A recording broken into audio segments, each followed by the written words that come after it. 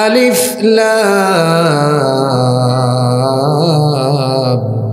রা কিতাবুন আনজালনাহু ইলাইকা লিতুখরিজান নাসা মিনাল-যুলুমাতি ইলান-নূর।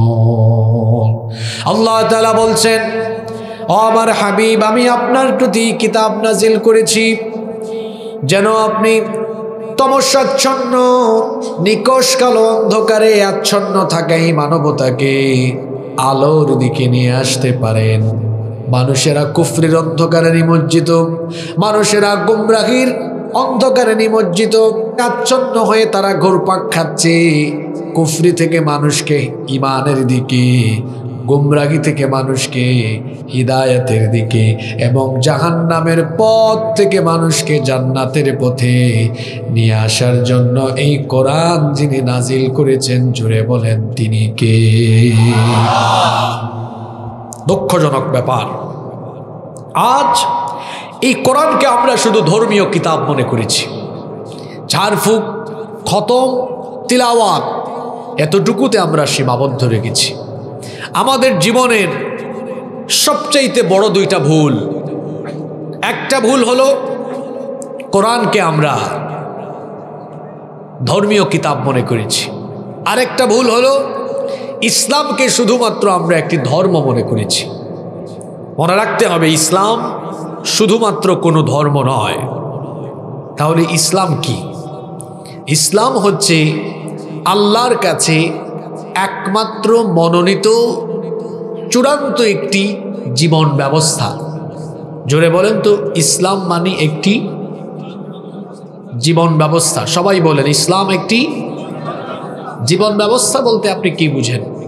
অর্থাৎ আপনার জীবনের শুরু থেকে শেষ পর্যন্ত আপনার জীবনের ব্যবস্থাপনায় যা যা প্রয়োজন, যা যা দরকার, এই ইসলামের ভেতরে যিনি দিয়েছেন তিনি কে? আরো জোরে বলতে হবে, তিনি কে? এই ইসলাম কবুল করলে পরে আপনার জীবনের সকল ব্যবস্থাপনা ইসলামের আলোকেই করতে হবে। এখন যদি আপনি আপনার নামাজ, রোজা, হজ, যাকাত আপনি যদি কেবলমাত্র ধর্মীয় আচার অনুষ্ঠানগুলো ইসলাম মোতাবেক পরিচালনা করেন, আর আপনার পরিবার, আপনার ব্যবসা বাণিজ্য, আপনার সমাজ, আপনার অর্থনীতি, আপনার রাজনীতি, সেগুলো যদি আপনি ইসলাম বাদ দিয়ে অন্য কোনো মতাদর্শের আলোকে পরিচালনা করেন, তাহলে আপনি কিন্তু আল্লাহর দেওয়া এই জীবন ব্যবস্থা জীবনে পূর্ণাঙ্গ অনুসরণ করতে পারলেন না। রব্বুল আলামিন এই সকল লোকদেরকে কেন্দ্র করে কোরআনে আয়াত নাজিল করেছেন। আল্লাহ তাআলা কোরআনে কারীমের 2 নম্বর সূরা সূরাতুল বাকারা এর 85 নম্বর আয়াতে বলছেন, আফাতুমিনুনা বিবাদিল কিতাবি ওয়া তাকফুরুনা বিবাদ। তাহলে কি তোমরা এই কিতাবের কিছু অংশের উপরে ঈমান এনেছো, আর কিছু অংশের সাথে তোমরা নাফরমানি করছো? তুমি দেখা যায় এমন তোমার জীবনকে 2 ভাগ করে নিয়েছো। তুমি 1 ভাগ করেছো ধর্মের জন্য, আর তোমার অর্থনীতি, রাজনীতি, তোমার জীবনের অন্যান্য দিকগুলো সেগুলো ইসলাম বাদ দিয়ে পরিচালনা করছো।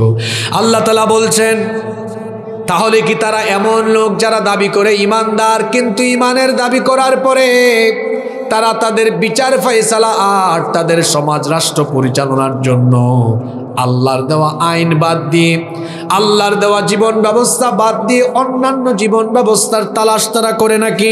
কোরআনে কারীমের 4 নম্বর সূরা সূরাতুন নিসা এর 60 নম্বর আয়াতে আল্লাহ তাআলা বলছেন, আলাম তারা ইলাল্লাযীনা ইয়াজউমুনা আন্নাহুম আমানু বিমা উনজিলা ইলাইকা ওয়া মা উনজিলা মিন ক্বাবলিক।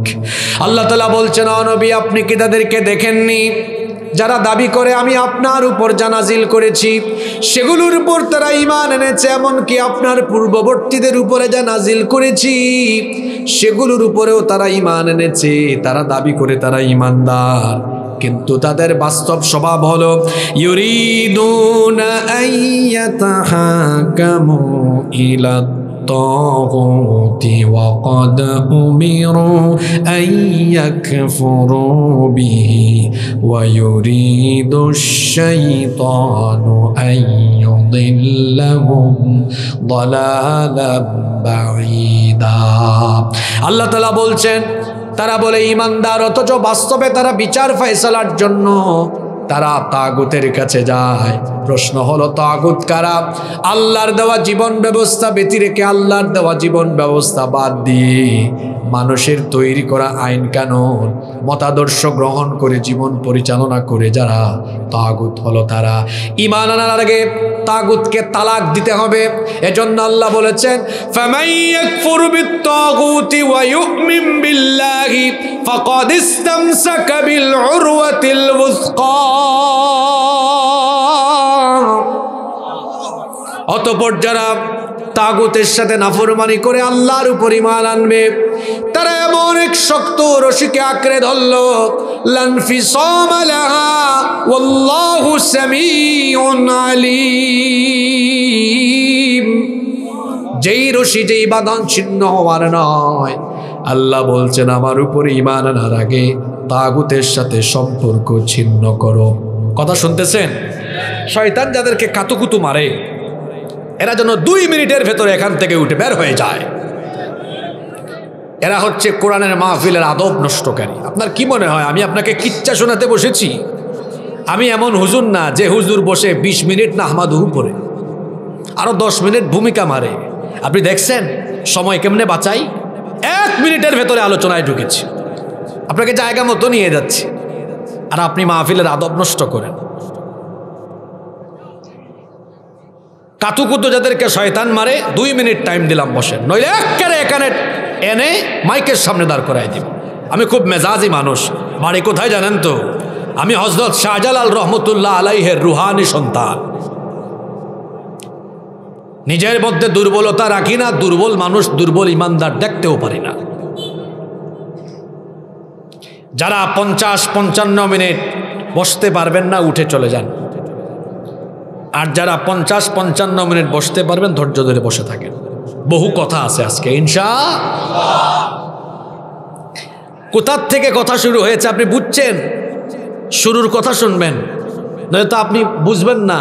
আমাদের দেশে এখন বেহুশ মাহফিল হয় বেশিরভাগ জায়গায়। তাফসিরুল কোরআন মাহফিল না, নাম হলো তাফসিরুল কোরআন মাহফিল, কিন্তু বাস্তবে হয় বেহুশ মাহফিল। বেহুশ মাহফিল এটা আবার কোনটা? বক্তা নিজে জানে না কি বলে, কোনো টপিক নাই, বিষয় নাই, কিছুই নাই, ঝকা খিচুড়ি। কিছুক্ষণ গজল গায়, কিছুক্ষণ আজান দেয়, কিছুক্ষণ কিচ্ছা বলে, সাপের কিচ্ছা, বেগুনের কিচ্ছা, কিছুক্ষণ ডানে, কিছুক্ষণ বামে, কিছুক্ষণ চিল্লায়, কিছুক্ষণ লাফায়। আর শ্রোতা যারা সামনে বসে এরা কিছুক্ষণ পর ঠিক ঠিক বলে, কেউ দাঁড়িয়ে যায়, কেউ লাফায়। আপনি ঠিক বেঠিক বলার কে? আপনি ঠিক বললেও কোরআনের কথা ঠিক, আপনি ঠিক না বললেও কোরআনের কথা ঠিক। এখানে বসলে কি বলতে হয়? যখন আল্লাহর বরত্বের কথা শুনবেন হৃদয় থেকে বলে উঠবেন আল্লাহু আকবার। যখন ফজিলতের কথা শুনবেন বলবেন সুবহান আল্লাহ, সুবহান আল্লাহ, আল্লাহু আকবার। এগুলো বললে সওয়াব আছে না নাই? তো মাহফিলকে মাহফিলের মতো রাখেন, সার্কাস বানাইয়েন না। তো বেহুশ হয়ে বক্তা কথা বলে আর শ্রোতাও বেহুশের মতো শোনে। এই শ্রোতা মাহফিল শেষ করে বাহিরে গেলে মানুষ তাকে জিজ্ঞেস করে তুমি যে মাহফিলে গেলা কি শুনছো? কয় বহুত কিছু শুনছি। কয় ওয়াজ কেমন হয়েছে? কয় খুব ভালো হয়েছে। কয় হুজুরের অবস্থাকে? কয় ফাটাই ফেলছে একদম। কয় তাই কি বলছে হুজুর? কয় বহুত কিছু শুনছি, এখন কিছুই মনে নাই। এরকম বেহুশ বক্তা আর বেহুশ শ্রোতা, বেহুশ আয়োজক হয়েন না, একটু হুশের ভেতরে থাকেন। কথা শুরু করেছি, আমাদের জীবনের সবচেয়ে বড় ভুল হলো ইসলামকে আপনি ধর্ম মনে করেছেন। ইসলাম কোনো ধর্ম নয়, ইসলাম হলো একটি জীবন ব্যবস্থা। এরপরে আয়াত ধরেছি, যারা ইসলামকে জীবন ব্যবস্থা মানে না এরা জীবনকে 2 ভাগ করেছে। কয় ভাগ করেছে? 1 ভাগ করেছে ধর্মের জন্য, আরেক ভাগ করেছে ধর্ম বাদ দিয়ে জাগতিক অন্যান্য কিছু পরিবার, সমাজ, রাষ্ট্র, অর্থনীতি, রাজনীতির জন্য। এদের পরিস্থিতি কেমন? এরা নামাজে কোরআন মানে, সমাজে কোরআন। এরা জীবনকে এমনভাবে ভাগ করেছে, কোরআনকে শুধু তেলাওয়াতে সীমাবদ্ধ রেখেছে, কোরআনের শিক্ষা তাদের জীবনে তারা প্রতিফলিত করে না। দেখা যায় তাদের বাড়িতে বিবাহের অনুষ্ঠান হয়, হুজুরকে ডেকে এনে বিবাহের খুতবা দেওয়ায়। হুজুর যখন বিবাহের খুতবা দেন, খুতবার ভেতরে তিনি কোরআনের কিছু আয়াত তেলাওয়াত করেন। আশ্চর্য কথা, কোরআন তেলাওয়াত দিয়ে বিবাহ উদ্বোধন হচ্ছে, কিন্তু আগের রাতে এই বাড়িতে এই বিয়েকে কেন্দ্র করে নারী পুরুষ একসাথে হয়ে গায়ে হলুদের নামে তারা নাচ গান বাজনা করেছে, আবার যৌতুকের টাকায় বিবাহ হচ্ছে। তাহলে দেখা গেল কোরআন তেলাওয়াত বিয়েতে হচ্ছে, আবার কোরআন বিরোধী কাজও হচ্ছে। ব্যবসা প্রতিষ্ঠান উদ্বোধনের সময় হুজুর ডেকে এনে তারপরে ব্যবসা প্রতিষ্ঠান উদ্বোধন করে, অথচ সুদের টাকায় ঘুষের টাকায় ব্যবসা প্রতিষ্ঠান শুরু করেছে, কোরআন তেলাওয়াত দিয়ে ব্যবসা প্রতিষ্ঠান আরম্ভ করে। কিন্তু দেখা যায় ব্যবসা করে ওজনে কম দেয়, মিথ্যা বলে প্রতারণা ধোঁকাবাজি করে মানুষের সাথে প্রতারণা করে। পার্লামেন্ট উদ্বোধনের আগে কোরআন থেকে তেলাওয়াত হয়, কোরআন তেলাওয়াত দিয়ে পার্লামেন্টের অধিবেশন আরম্ভ হলো। 20 মিনিট 30 মিনিট পরে আবার সেই পার্লামেন্টে কোরআন বিরোধী আইন পাশ করা হলো। এইভাবে সকল জায়গায় মুসলমান কোরআনকে তিলাওয়াতে সীমাবদ্ধ রেখে কোরআন বিরোধী কাজ কারবার বাস্তবে করে। যারা নিজেকে ইমানদার মুসলমান পরিচয় দেয়, এরা আদৌ ইমানদার হতে পারেনি, এরা হলো ইমানদার নামের টাটকা মুনাফিক। এই রকম মুনাফিক আমার সমাজে নাই, আপনার এলাকায় নাই। বলবেন হুজুর কই একটু দেখান, আমি নাম বলবো না কিন্তু খাসলত বলবো, মিলে যাবে। আমি খাসলত বললেই আপনি বুঝবেন। যারা বাস্তব জীবনে আল্লাহর দেওয়া জীবন ব্যবস্থাকে গ্রহণ করতে পারেনি, কোরআন এদের নাম দিয়েছে মুনাফিক। জোরে বলেন, কোরআন এদের নাম দিয়েছে কি? মুনাফিক হলো একটা ডেঞ্জারাস ক্যারেক্টার, এটা বড় সেনসিটিভ ক্যারেক্টার। কেন আমি ডেঞ্জারাস বললাম? কেউ যদি আমাকে বলে হুজুর আমি হিন্দু দেখব, কোথায় যাব? বলবো আমাদের প্রতিবেশী দেশে যান, কোটি কোটি হিন্দু সেখানে আছে না নাই? কেউ যদি বলে হুজুর আমি বহু খ্রিস্টান দেখব, কোথায় যাব? বলবো ইংল্যান্ডে আমেরিকায় যান। কেউ যদি বলে হুজুর আমি বৌদ্ধ দেখব, বলবো চীন বা মিয়ানমারে যান। কেউ যদি বলে হুজুর আমি ইহুদি দেখব, কোথায় যাব? আমি বলবো ইসরায়েলে যান। কেউ যদি এখন প্রশ্ন করে বসে হুজুর আমি মুনাফিক দেখব, কোথায় যাব? শুনতেছেন আপনারা? মুনাফিক দেখতে চাইলে কোথায় যাবেন?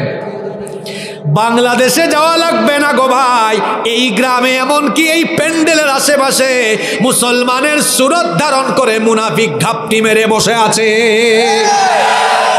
মুসলমান আছে যেখানে মুনাফিক আছে। এখন বলবেন হুজুর মুনাফিক আমি চিনতাম কেমনে? আসেন আপনার কোরআনের আয়াত দিয়ে বলে দেই। আপনার গ্রামের গোবিন্দপুর কেন্দ্রীয় মসজিদে হুজুর জুমার দিনে বয়ান করলেন। আমার সম্মানিত মুসল্লিবৃন্দ, আল্লাহর দেওয়া কোরআন দিয়ে আমাদের গোবিন্দপুর মসজিদ চলবে। সবার আগে সভাপতি হাত তুলে, সেক্রেটারি, ক্যাশিয়ার, মুসল্লি সবাই হাত তুলে বলে হুজুর আমরা আপনার সাথে একমত, কোরআন দিয়ে আমাদের মসজিদ চলুক। হুজুর যদি খুশি হয়ে পরবর্তী পয়েন্টে বলেন যে আল্লাহর আইনে মসজিদ চলবে, সে আল্লাহর আইনে সমাজ চলবে, সে আল্লাহর আইনে দেশ চলবে, এই কথা বলা মাত্রই দেখবেন মসজিদের ভেতরে আবুল কালাম আব্দুল সালাম নামের অনেক মুসলমান চেহারা কালো করে হুজুরের চাকরি খাওয়ার জন্য উঠে পড়ে লেগে যাবে। কি গো, একটু আগে না আপনারা সবাই পক্ষে ছিলেন, এখন আবার চেহারা কালো হইল কেন? কথা বোঝা যায়? মসজিদে কোরআনের আইন চায়, সমাজে রাষ্ট্রে কোরআনের আইন। আমার দেশে অনেক মানুষ এমন আছে যারা ধর্মে কর্মে কোরআন মানবে, সমাজে রাষ্ট্রে কোরআন মানতে চায় না। কেন? সমাজে রাষ্ট্রে যদি কোরআনের আইন প্রতিষ্ঠা হয় তাহলে তারা টেন্ডারবাজি করতে পারবে না, চুরি করতে পারবে না, ডাকাতি করতে পারবে না, লুচ্চামি করতে পারবে না, বদমাশি করতে পারবে না। এজন্য আমার ভাষায় আমি বলি, অন্যায় আর অপরাধ জগৎকে নেতৃত্ব দেয় যারা, কোরআনের আইনের প্রতিষ্ঠা হোক চায় না তারা। কারণ কোরআনের আইন প্রতিষ্ঠা হলে অত টেন্ডারবাজি করতে পারবে না, অত রোডের জায়গায় বাস দিতে পারবে না, অত চুরি বাটপারি করতে পারবে। সম্মানিত ভাইয়েরা, তাহলে আমরা কি মুনাফিক হয়ে মরবো না ইমানদার হয়ে মরবো? জোরে বলেন, কি হয়ে মরবো? ইমানদার হয়ে মরতে হলে ইসলামকে জীবন ব্যবস্থা হিসাবে গ্রহণ করতে হবে। পারবেন? ইসলামী জীবন ব্যবস্থা যে ব্যক্তি কবুল করবে সেই ব্যক্তি ইসলামী শাসন ব্যবস্থাও চাইবে। আপনারা শাসন ব্যবস্থায় ইসলাম চান কি চান না? জোরে বলেন, চান কি চান না? নাকি মসজিদে আল্লাহর আইন থাকুক আর শাসন ব্যবস্থায় মানুষের আইন থাকুক, এটা আপনারা চান? জমিন কার? এই জমিন কেমনে চললে ভালো হবে এটা আমরা ভালো জানবো না আল্লাহ ভালো জানেন? সবাই একমত? তাহলে এই জমিনের জন্য মানুষের আইন কল্যাণকর না আল্লাহর আইন কল্যাণকর? জোরে বলেন, কার আইন কল্যাণকর? তা আপনারা সবাইকে আল্লাহর আইন চান? কেন আপনারা আল্লাহর আইন চান? কেন আল্লাহর আইন দরকার? ইসলামী শাসন ব্যবস্থা কেন দরকার? এর লাভজনক 10টা দিক আজকে আমি আপনাদের সামনে তুলে ধরব ইনশাআল্লাহ। আজকে শুধু গলাবাজি চাপাবাজি হবে না, বুঝার মতো উপলব্ধি করার মতো কিছু কথা আজকে বলে যাব। এরপরে আপনারা সিদ্ধান্ত নেবেন যে মানুষের শাসন দরকার না আল্লাহর শাসনের দরকার। সিদ্ধান্ত নেওয়ার ইখতিয়ার আমার না, সিদ্ধান্ত নেওয়ার ইখতিয়ার একমাত্র আপনার। এটা আমি আপনার উপর ছেড়ে দিয়ে যাব, চাপায়ে দিয়ে যাব না।